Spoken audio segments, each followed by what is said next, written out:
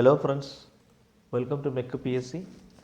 നമ്മളെന്ന് ചെയ്യുന്ന വീഡിയോ എന്ന് പറഞ്ഞാൽ പ്രീവിയസ് ഇയറിൽ PSC ചോദിച്ച ടെക്നിക്കൽ അസിസ്റ്റൻറ്റിൻ്റെ ക്വസ്റ്റ്യൻ പേപ്പറിലെ ഒരു 20 ക്വസ്റ്റ്യൻസിൻ്റെ സൊല്യൂഷനാണ്. ഓൾറെഡി സെറ്റ് 1ഉം സെറ്റ് 2ഉം 20 ക്വസ്റ്റ്യൻസ് ഈച്ച് നമ്മൾ സോൾവ് ചെയ്തിട്ടുണ്ട്. ഇത് മൂന്നാമത്തെ സെറ്റാണ്. അപ്പോൾ നിങ്ങൾക്ക് ഇതിൻ്റെ ഒരു കണ്ടിന്യൂഷൻ കിട്ടണമെങ്കിൽ നിങ്ങൾ സബ്സ്ക്രൈബ് ചെയ്തിട്ട് ആ ഒരു നോട്ടിഫിക്കേഷൻ ഒന്ന് ഓൺ ആക്കി വെക്കണം. ഓക്കെ, അപ്പോൾ സെപ്റ്റംബർ 15-നാണ് നമുക്ക് പ്രിപ്പയർ ചെയ്യാൻ കുറച്ചും കൂടെ സമയമുള്ളൂ. സോ ശ്രദ്ധിച്ച് കൊണ്ടിരിക്കുക.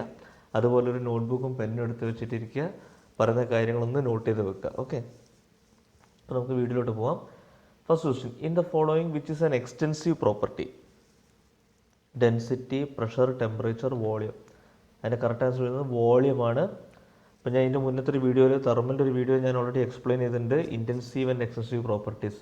ഇൻറ്റൻസീവ് എന്ന് പറഞ്ഞാൽ ഇൻഡിപെൻഡൻറ്റ് ഓഫ് മാസ്, എക്സ്റ്റെൻസീവ് എന്ന് പറഞ്ഞാൽ ഡിപ്പെൻഡൻറ്റ് ഓഫ് മാസ്. അപ്പോൾ ആ ഒരു വേർഡ് ശ്രദ്ധിക്കണം. ഇൻറ്റൻസീവ് എന്ന് പറഞ്ഞാൽ ഇൻഡിപെൻഡൻറ്റ് ഓഫ് മാസ്, അപ്പോൾ എക്സ്റ്റെൻസീവ് എന്ന് പറഞ്ഞാൽ ഡിപ്പെൻഡൻ്റ് ആയിരിക്കും അല്ലേ.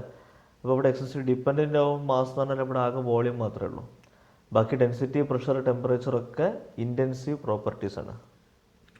അടുത്ത question, Kelvin Planck's statement deals with conversion of heat into work, conservation of heat, conversion of mass into weight, conversion of work into energy. Okay, നമ്മൾ already തെർമലിൻ്റെ ഒരു ഭാഗം എടുത്തതിൽ അത് എക്സ്പ്ലെയിൻ ചെയ്തിട്ടുണ്ട്.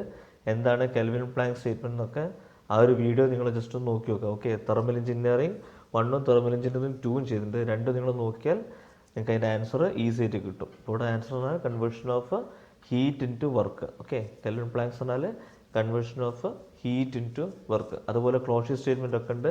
നിങ്ങൾ ആ വീഡിയോ ജസ്റ്റ് ഒന്ന് refer ചെയ്യുക. ആ ഭാഗമൊക്കെ വളരെ ഇമ്പോർട്ടൻ്റ് ആണ്. ഈ കെൽവിൻ പ്ലാങ്ക് സ്റ്റേറ്റ്മെൻറ്റ്, ക്ലോഷി സ്റ്റേറ്റ്മെൻ്റ് ഒക്കെ സെക്കൻഡ് ലോ ഓഫ് തെർമോഡൈനാമിക്സിൽ വരുന്ന ഭാഗങ്ങളാണ്. വളരെ ഇമ്പോർട്ടൻ്റ് ആണ്, എപ്പോഴും ചോദിക്കുന്ന ഒരു പാർട്ടാണ്. അടുത്ത question, the state of substance whose evaporation from its liquid state is complete is known as air, ice, steam, perfect gas.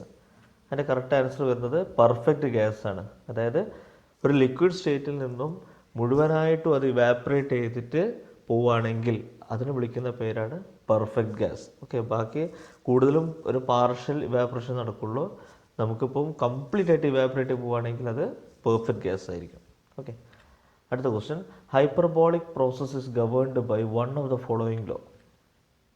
Charles law, Boyle's law, Joule's law, Gay Lussac law. അതിൻ്റെ ആൻസർ വരുന്നത് Boyle's law ആണ്. Okay, എന്താണ് hyperbolic process നോക്കാം. It is a process where the gas is heated or expanded in such a way that product of its pressure and volume remains constant. Okay, ഒരു gas expand ചെയ്യുമ്പോൾ പ്രഷറിൻ്റെ വോളിയത്തിൻ്റെയും product constant ആവുകയാണെങ്കിൽ അതിനാണ് എന്ത് പറയുന്നത്, hyperbolic process എന്ന് പറയുന്നത്. അതായത് P1 V1 = P2 V2 അങ്ങനെ. അവിടെ നമുക്ക് ടെമ്പറേച്ചർ കോൺസ്റ്റൻ്റ് ആണ്. ഇപ്പോൾ ബോയിൽസ് ലോ എന്ന് പറഞ്ഞാൽ ടെമ്പറേച്ചർ കോൺസ്റ്റൻ്റ് ആയിട്ട് പ്രഷറും വോളിയം എന്താണ് പ്രൊപ്പോർഷണൽ എന്നുള്ള രീതിയിലാണ് വരുന്നത്. അത് ഞാൻ വേറൊരു വീഡിയോയിൽ ഞാൻ എക്സ്പ്ലെയിൻ ചെയ്യുന്നുണ്ട് ഈ 4 കാര്യങ്ങൾ. അപ്പോൾ ആ ഒരു വീഡിയോ ഞാൻ വൈകാതെ അപ്ലോഡ് ചെയ്യുന്നതാണ്. ഓക്കെ, അപ്പോൾ ഇവിടെ ഹൈപ്പർബോളിക് പ്രോസസ്സ് എന്ന് പറഞ്ഞാൽ ബോയിൽസിലോ ആണ്. അവിടെ പ്രഷർ ആൻഡ് വോളിയത്തിൻ്റെ പ്രൊഡക്റ്റ് കോൺസ്റ്റൻ്റ് ആയിരിക്കും. അടുത്തത്, in free expansion process the work done is positive, minimum, maximum, 0. അതിൻ്റെ ആൻസർ 0 ആണ്. ഫ്രീ എക്സ്പാൻഷൻ എന്ന് പറഞ്ഞു കഴിഞ്ഞാൽ നമ്മൾ പ്രത്യേകിച്ച് ഫോഴ്സ് ഒന്നും കൊടുക്കാതെ തന്നെ എക്സ്പാൻഷൻ നടക്കുകയാണെങ്കിൽ അവിടെ വർക്ക് ഡൺ 0 ആയിരിക്കും. ഓക്കെ, അപ്പോൾ ഇവിടെ ഒപ്പോസിങ് ഫോഴ്സ് ഒന്നും ഇല്ലെങ്കിൽ അതാണ് അതിൻ്റെ അർത്ഥം. ഓക്കെ, ഒപ്പോസിങ് ഫോഴ്സ് ഒന്നും ഇല്ലെങ്കിൽ അവിടെ വർക്ക് ഡൺ 0 ആയിരിക്കും. നമുക്ക് വർക്ക് ഡൺ ഇതിൻ്റെ മുന്നത്തെ ഒരു വീഡിയോയിൽ ഞാൻ പറഞ്ഞിട്ടുണ്ട്. Work done = force into distance. അതാണ് വർക്ക് ഡൺ എന്ന് പറയുന്നത്. അപ്പോൾ അവിടെ ഫോഴ്സ് വന്നെങ്കിലേ വർക്ക് ഡൺ വരുള്ളൂ. അവിടെ ഫോഴ്സ് ഇല്ല, അതുകൊണ്ട് വർക്ക് ഡണ്ണും 0 ആണ്. Next question, the volume of air delivered by the compressor is known as compression ratio, compressor capacity, compressor efficiency, free air delivery. അതിന് ആൻസർ വരുന്നത് കംപ്രസർ കപ്പാസിറ്റിയാണ്. Okay, volume of air delivered by the compressor is known as compressor capacity. കംപ്രസറിൻ്റെ കപ്പാസിറ്റിക്കാണ് ഇത് പറയുന്നത്, volume of air delivered. Okay, അതിനാണ് compressor capacity എന്ന് പറയുന്നത്. ഇപ്പോൾ നമുക്ക് കംപ്രഷൻ റേഷ്യോ, കംപ്രസർ എഫിഷ്യൻസി നമുക്കൊന്ന് നോക്കാം എന്താണുള്ളത്. കംപ്രഷൻ റേഷ്യോ എന്ന് പറഞ്ഞാൽ it is defined as a ratio of volume of air before compression to the volume of air after compression. Compression നടക്കുന്നതിന് മുൻപുള്ള volume of air to compression നടന്നു കഴിഞ്ഞതിന് ശേഷമുള്ള വോളിയം ഓഫ് എയർ, അതിൻ്റെ റേഷ്യോ ആണ് compression ratio. Compressor efficiency എന്ന് പറഞ്ഞാൽ എന്താണ്, അതിനെ വോളിമെട്രിക് എഫിഷ്യൻസി എന്ന് കൂടെ വിളിക്കും, അന്ന് നോട്ട് ചെയ്യണേ. It is defined as ratio of free air delivered to the compressor displacement. ഇപ്പോൾ ratio of free air delivered, എത്ര എയർ ഡെലിവർ ചെയ്തു, ഡിവൈഡ് ബൈ കംപ്രസർ ഡിസ്പ്ലേസ്മെൻറ്റ്. കംപ്രസറിൻ്റെ ഡിസ്പ്ലേസ്മെൻ്റ് ആണ് ഡിനോമിനേറ്ററിൽ വരുന്നതെങ്കിൽ അത് കംപ്രസർ എഫിഷ്യൻസിയാണ്. ഓക്കെ, ഫ്രീ എയർ ഡെലിവറി എന്ന് പറഞ്ഞാൽ എത്ര എമൗണ്ട് ഓഫ് എയർ ആ കംപ്രസർ മൊത്തമായിട്ട് ഹാൻഡിൽ ചെയ്യുന്നുണ്ട് എന്നുള്ളതാണ് ഈ ഫ്രീ എയർ ഡെലിവറിനെ കൊണ്ട് അർത്ഥമാക്കുന്നത്. Okay, the overall heat transfer coefficient is used in convection, conduction, radiation, conduction and convection. അതിൻ്റെ ആൻസർ കണ്ടക്ഷൻ ആൻഡ് കൺവെക്ഷൻ ആണ്. അപ്പോൾ നമുക്ക് അതിൻ്റെ ഇക്വേഷൻസ് ഒന്ന് പോവാം. കണ്ടക്ഷൻ്റെ ഇക്വേഷനാണ് ഇവിടെ കാണുന്നത്, K A delta T by delta X.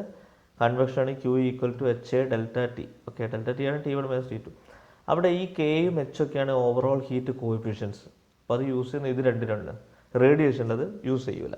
Okay, അടുത്തത് second law of thermodynamics defines one of the following: internal energy, work, heat, entropy. എൻ്റെ ആൻസർ എൻട്രോപ്പിയാണ്. ഇതൊക്കെ എന്ന് പറഞ്ഞാൽ എപ്പോഴും ഫ്രീക്വൻ്റ് ആയിട്ട് വരുന്നൊരു കാര്യമാണ്. ഞാൻ കുറച്ച് മുന്നത്തെ ഒരു ക്വസ്റ്റിൽ ഞാൻ ഇതേ സംഭവം ഞാൻ പറഞ്ഞു അല്ലേ. ആ കെൽവിൻ പ്ലാങ്ക് സ്റ്റേറ്റ്മെൻറ്റ് വരുന്നത് സെക്കൻഡ് ലോയിലാണ്. അപ്പോൾ സെക്കൻഡ് ലോ ഡീൽ ചെയ്യുന്നത് എൻട്രോപ്പിയാണ്. നിങ്ങൾ മനസ്സിൽ നിന്ന് ഓർത്ത് വെക്കുക, സെക്കൻഡ് ലോ എൻട്രോപ്പിയാണ്, ഫസ്റ്റ് ലോ ഇൻറ്റേർണൽ എനർജിയാണ്, 0th ലോ ടെമ്പറേച്ചറാണ്. Okay, 9th question: the entropy of water at 0 degrees Celsius is assumed to be 10, 0, -1, 1. അതിൻ്റെ ആൻസർ 0 ആണ്. 0 ഡിഗ്രി സെൽഷ്യസ് ഉള്ള വാട്ടറിന് എൻട്രോപ്പി 0 ആണ്. ഓക്കെ, അതുപോലെ വേറൊരു ക്വസ്റ്റ്യൻ വരുന്നതാണ്, വെള്ളത്തിന് ഏറ്റവും കൂടുതൽ ഡെൻസിറ്റി ഉണ്ടാകുന്നത് ഏത് ടെമ്പറേച്ചറിലാണ്? അത് 4 ഡിഗ്രി സെൽഷ്യസിലാണ്. അപ്പോൾ വേണമെങ്കിൽ ഒന്ന് നോട്ട് ചെയ്ത് വെച്ചോ, വെള്ളത്തിന് ഏറ്റവും കൂടുതൽ ഡെൻസിറ്റി ഉണ്ടാകുന്ന ടെമ്പറേച്ചർ എന്ന് പറഞ്ഞാൽ 4 ഡിഗ്രി സെൽഷ്യസ് ആണ്. അടുത്തത്, in general law P V raised to n is constant if n equal to 0 the process is known as isothermal process, isochoric process, isentropic process, isobaric process. Correct answer isobaric process okay. ഓക്കെ, അപ്പോൾ എന്താണ് ഈ isobaric എന്നൊക്കെ പറഞ്ഞാൽ നമുക്ക് നോക്കാം. അപ്പോൾ ഇവിടെ V raised to 0 equal to 1 ആണ് അല്ലേ. അതായത് എനിത്തിങ് റേസ് ടു 0, ഏത് വാല്യൂൻ്റെയും ഒരു പവർ 0 ആണെങ്കിൽ അതിൻ്റെ ആൻസർ 1 ആയിരിക്കും. അപ്പോൾ നമുക്ക് എങ്ങനെ വരും? ആ വി റേസ് ടു 0 1 ആയി. അപ്പോൾ ഇവിടെ P into 1 equal to constant, അതായത് പി ഈക്വൽ ടു കോൺസ്റ്റന്റ് വരും. അതായത് പ്രഷർ കോൺസ്റ്റന്റ് ആണ്. പ്രഷർ കോൺസ്റ്റന്റ് ആയിട്ടുള്ള ഒരു പ്രോസസ്സിൻ്റെ പേരാണ് ഐസോബാറിക്. ഓക്കെ, അപ്പോൾ ബാക്കിയൊക്കെ നമുക്ക് നോക്കാം. അപ്പോൾ ഐസോ തെർമൽ എന്ന് പറഞ്ഞാൽ കോൺസ്റ്റന്റ് ടെമ്പറേച്ചർ, ഐസോകോറിക് എന്ന് പറഞ്ഞാൽ കോൺസ്റ്റന്റ് വോളിയം, ഐസെൻട്രോപ്പിക് എന്ന് പറഞ്ഞാൽ constant entropy, isobaric constant pressure. Okay, അതാണ് ഇപ്പോൾ നമ്മളിവിടെ ചോദിച്ചത്. ഓക്കെ, അടുത്തത്, the stress induced due to axial load is called normal stress, shear stress, longitudinal stress, torsional stress. അതിൻ്റെ കറക്റ്റ് ആൻസർ എന്തായിരിക്കും? ആക്സിയൽ ലോഡിലുണ്ടാകുന്ന സ്ട്രെസ് എന്ന് പറഞ്ഞാൽ ലോഞ്ചിറ്റ്യൂഡൽ സ്ട്രെസ് ആണ് അല്ലേ. ആക്സിസിൽ ഉണ്ടാകുന്ന ലോഡ് കൊണ്ടുണ്ടാകുന്ന സ്ട്രെസ് ലോഞ്ചിറ്റ്യൂഡിനൽ, വലിച്ചു നീട്ടുന്ന അല്ലേ, ആ ഒരു ലൈനിൽ വരുന്ന സ്ട്രെസ്, അതാണ് longitudinal stress. Shear, torsional stress എന്നൊക്കെ പറയുമ്പം ടാൻജൻ്റ് ലോഡ് വരുമ്പോഴാണ്. ഓക്കെ, നോട്ട് ചെയ്ത് വെച്ചോ, ടാൻജൻ്റ് ലോഡ് വരുമ്പോഴാണ്, അല്ലെങ്കിൽ റൊട്ടേഷണൽ ലോഡ് വരുമ്പോഴാണ് അതൊക്കെ വരുന്നത്. ഓക്കെ, അടുത്ത, ratio of lateral strain to longitudinal strain is called, repetitive question ആണ്, ഇമ്പോർട്ടൻ്റ് ആണ്. Modulus of rigidity, modulus of elasticity, Poisson's ratio, bulk modulus. എൻ്റെ ആൻസർ പോയ്സോൺസ് റേഷ്യോ കേട്ടോ. ഇതൊക്കെ വളരെ ഫ്രീക്വൻ്റ് ആയിട്ട് എപ്പോഴും വരുന്നതാണ്. ഇതിൻ്റെ മുന്നത്തെ വീഡിയോസിലൊക്കെ ഞാൻ ഇതേ ചോദ്യം തന്നെ ഇട്ടിട്ടുണ്ട്. റിപ്പീറ്റീവ് അതിനെ കൊണ്ടാണ് അങ്ങനെ വരുന്നത്. അടുത്തത്, the friction acting on a body which is at rest is called dynamic friction, static friction, sliding friction, solid friction. അതിൻ്റെ ആൻസർ വരുന്നത് സ്റ്റാറ്റിക് ഫ്രിക്ഷനാണ്. ഓക്കെ, റെസ്റ്റിലുള്ളൊരു ബോഡിയിൽ ഉണ്ടാകുന്ന ഫ്രിക്ഷനാണ് സ്റ്റാറ്റിക് ഫ്രിക്ഷൻ. ഞാൻ ജസ്റ്റ് ഒന്ന് മനസ്സിലാക്കി തരാം. ഒരു ആൾ ഇവിടെ ഒരു ബോക്സ് ഉന്തി കൊണ്ടുപോകണം. അപ്പോൾ അവിടെ അവർ ആ ഫോഴ്സ് കൊടുക്കുന്ന സമയത്ത് ബോഡി റെസ്റ്റിലാണ്. അപ്പോൾ വലിയ ലോഡാകുമ്പം എന്ത് സംഭവിക്കും? അയാൾക്ക് അത് ഓവർകം ചെയ്യാൻ പറ്റില്ല. അത് അപ്പോൾ എന്തായിരിക്കും? ആ ബോഡി റെസ്റ്റിലായിരിക്കും. ആ ബോഡി റെസ്റ്റിലുണ്ടാകുന്ന ഫ്രിക്ഷൻ, ബോഡിൻ്റെ ഫ്രിക്ഷൻ എന്ന് പറഞ്ഞാൽ എന്താണ്? ഈ ബോഡിയും ഈ ഗ്രൗണ്ടും തമ്മിലുണ്ടാകുന്ന ആ ഒരു റെസിസ്റ്റൻസ്, അതാണ് ഫ്രിക്ഷൻ. അത് സ്റ്റാറ്റിക് ഫ്രിക്ഷൻ ആയിരിക്കും. പിന്നെ എന്ത് സംഭവിക്കും? പിന്നെ അയാൾ ഫോഴ്സ് കൂട്ടി വരുമ്പോൾ ഒരു സമയത്തുമ്പോൾ ഇവിടെ ഈ ഫ്രിക്ഷണൽ ഫോഴ്സ്, ഇതാണ് ഫ്രിക്ഷണൽ ഫോഴ്സ്. എപ്പോഴും എപ്ലൈ ലോഡിൻ്റെ അഗെയിൻസ്റ്റ് മാത്രമാണ് ഫ്രിക്ഷൻ ലോഡ് ഉണ്ടാവുക. ഓക്കെ, ഇപ്പോൾ ഫ്രിക്ഷണൽ ഫോഴ്സും ഈ കൊടുക്കുന്ന ലോഡും ഏതാണ്ട് ഈക്വലായിട്ട് വരുമ്പോൾ ബോഡി സ്ലൈഡ് ചെയ്യാൻ തുടങ്ങും. അതാണ് ലിമിറ്റിംഗ് ഫ്രിക്ഷൻ. ഓക്കെ, ഒന്ന് എഴുതി വെച്ചോ, limiting friction when body starts to slide. വീണ്ടും ഫോഴ്സ് കൊടുക്കുമ്പോൾ അത് സംഭവിക്കുമ്പോൾ ആ ബോക്സ് നീങ്ങാൻ തുടങ്ങും. അതാണ് കൈനറ്റിക് ഫ്രിക്ഷൻ. ഇപ്പോൾ ഇവിടെ നമുക്ക് ചോദിച്ച ഓപ്ഷനിൽ ഡൈനാമിക് ഫ്രിക്ഷൻ എന്ന് കണ്ടില്ല, ഡൈനാമിക് ഫ്രിക്ഷൻ തന്നെയാണ് കൈനറ്റിക് ഫ്രിക്ഷൻ. ഓക്കെ, പിന്നുള്ള രണ്ട് ഓപ്ഷൻ സ്ലൈഡിങ് ഫ്രിക്ഷൻ ആണ്. സ്ലൈഡിങ് ഫ്രിക്ഷൻ എന്ന് പറഞ്ഞാൽ സ്ലൈഡ് ചെയ്യുമ്പോൾ ഉണ്ടാകുന്ന ഫ്രിക്ഷൻ, അതായത് റോളിങ് എലമെൻറ്റ്സ് ഒന്നുമില്ല. ബോള്, റോളറ്, ഇപ്പോൾ നമ്മൾ ബോൾ ബിയറിംഗ് കണ്ടില്ല, അതിൻ്റെ ഉള്ളിൽ ബോൾസ് ഉണ്ട്. ഇപ്പോൾ റോളിങ് എലമെൻറ്റ് ഇല്ലെങ്കിൽ അത് സ്ലൈഡിങ് ഫ്രിക്ഷൻ ആയിരിക്കും. സോളിഡ് ഫ്രിക്ഷൻ എന്ന് പറഞ്ഞു കഴിഞ്ഞാൽ ഈ ബോഡിയുടെയും അതുപോലെ ഗ്രൗണ്ടിൻ്റെയും ഇടയിൽ എന്തുണ്ടാവില്ല, ലൂബ്രിക്കേറ്റിംഗ് ഏജൻസ് ഒന്നും ഉണ്ടാവില്ല, ഓയിലോ ഗ്രീസോ ഒന്നും ഉണ്ടാവില്ല. അതിനാണ് നമ്മൾ സോളിഡ് ഫ്രിക്ഷൻ എന്ന് പറയുന്നത്. ഓക്കെ, അപ്പോൾ നമുക്ക് അടുത്ത ദിവസത്തിൽ പോവാം.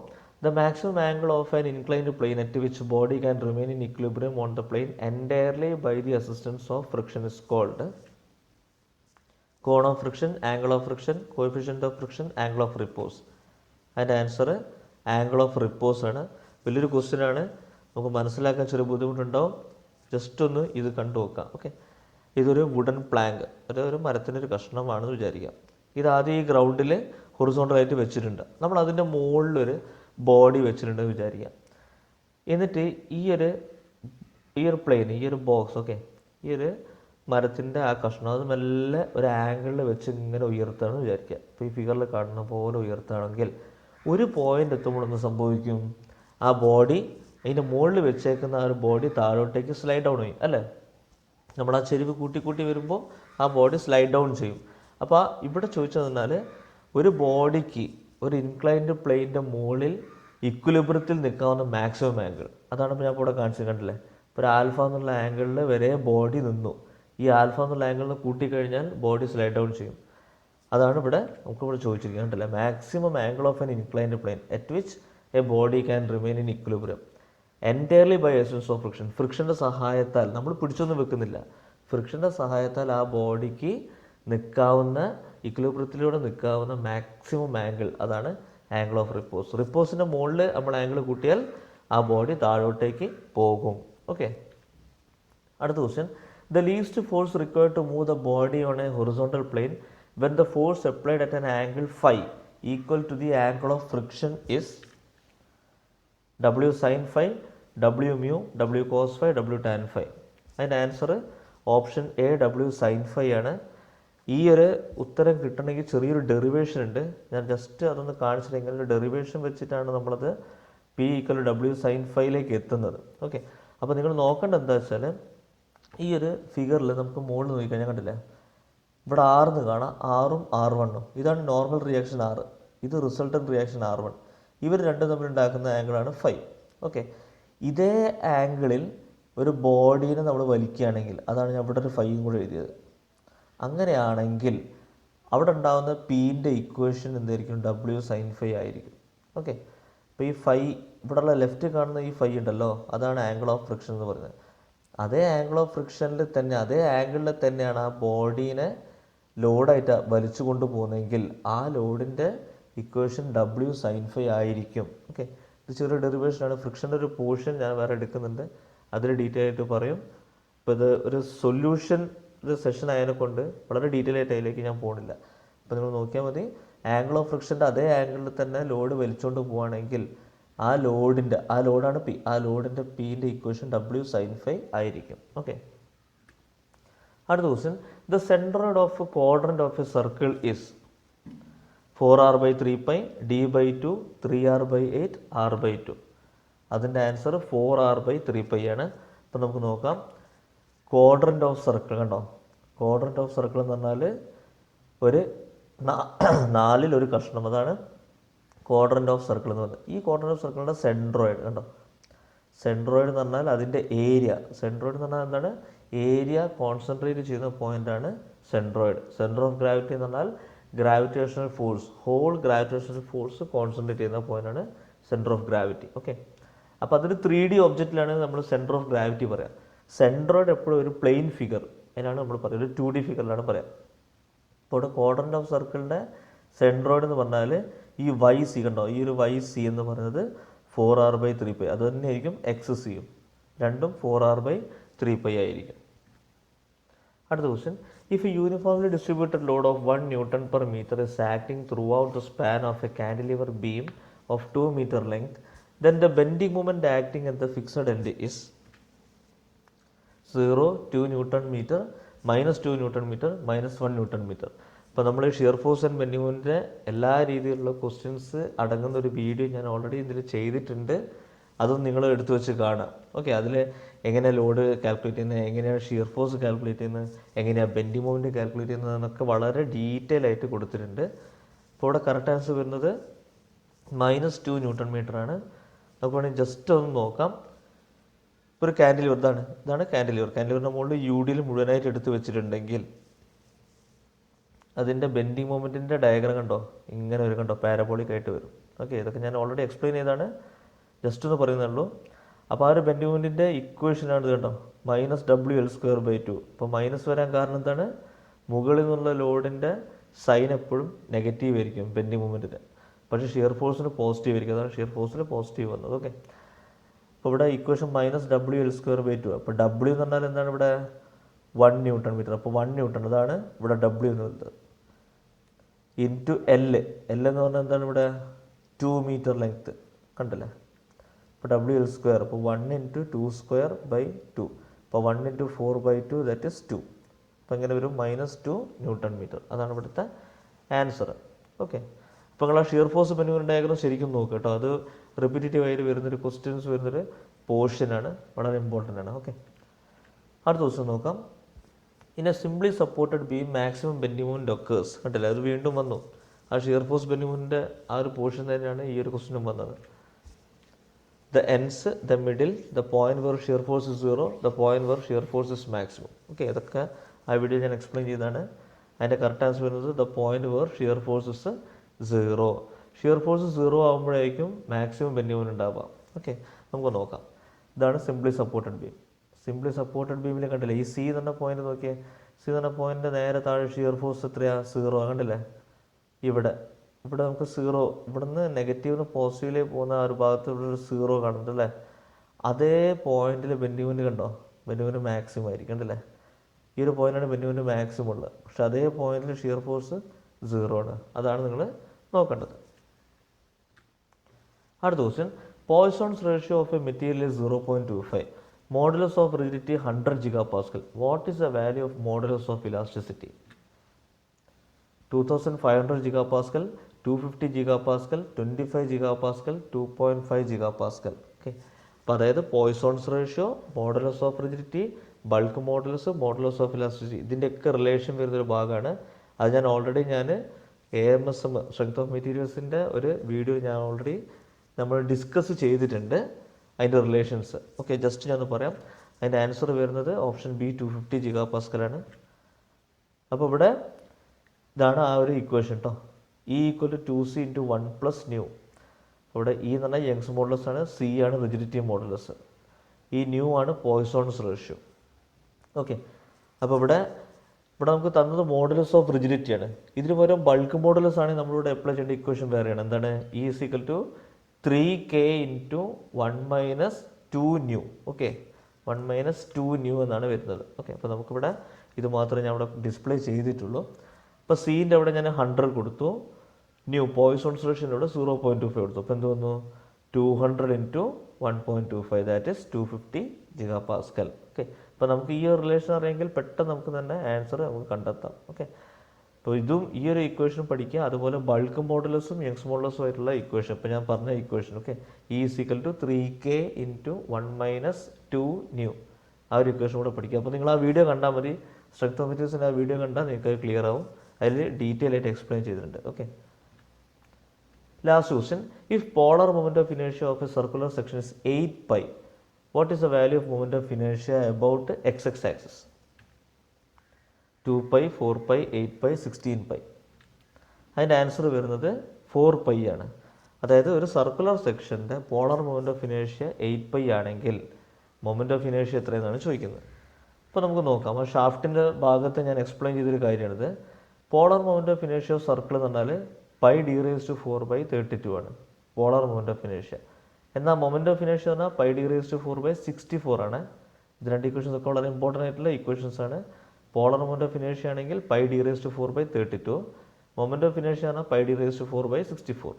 ഓക്കെ, അപ്പോൾ ഇവിടെ നോക്കിയാൽ മനസ്സിലാവും. അതായത് മൊമെൻ്റ് ഓഫ് ഇനേഷ്യ എന്ന് പറഞ്ഞാൽ പോളർ മൊമെൻ്റ് ഓഫ് ഇനേഷ്യ ബൈ 2 ആണ്. ഓക്കെ, അതായത് പൈ ഡി റേസ് ടു 4/32/2 ചെയ്താൽ നിങ്ങൾക്ക് പൈ ഡി റേസ് ടു 4/64 കിട്ടും. അതായത് മൊമെൻ്റ് ഓഫ് ഇനേഷ്യ എന്നാൽ പോളർ മൊമെൻ്റ് ഓഫ് ഇനേഷ്യൻ്റെ പകുതിയാണ്. ഇവിടെ പോളർ മൊമെൻ്റ് ഓഫ് ഇനേഷ്യ 8π തന്നിട്ടുണ്ടല്ലോ. അപ്പോൾ 8πൻ്റെ പകുതി എത്രയായിരിക്കും? 4π. ഓക്കെ, ഇങ്ങനെയാണ് ഇത് കാൽക്കുലേറ്റ് ചെയ്യുന്നത്. സോ നമ്മൾ 20 ക്വസ്റ്റ്യൻസ് ഇന്ന് സോൾവ് ചെയ്തു. ഇപ്പോൾ നിങ്ങൾ ഇതിൻ്റെ മുന്നുള്ള സെറ്റ് 2ഉം സെറ്റ് 1ഉം നോക്കുക. ലിങ്ക് ഞാൻ ഈ ഒരു വീഡിയോ ഷെയർ ചെയ്യുന്നുണ്ട്. ആ ഒരു കണ്ടിന്യൂറ്റിയിൽ നിങ്ങൾ പഠിച്ചു പോവുക. Okay, all the best.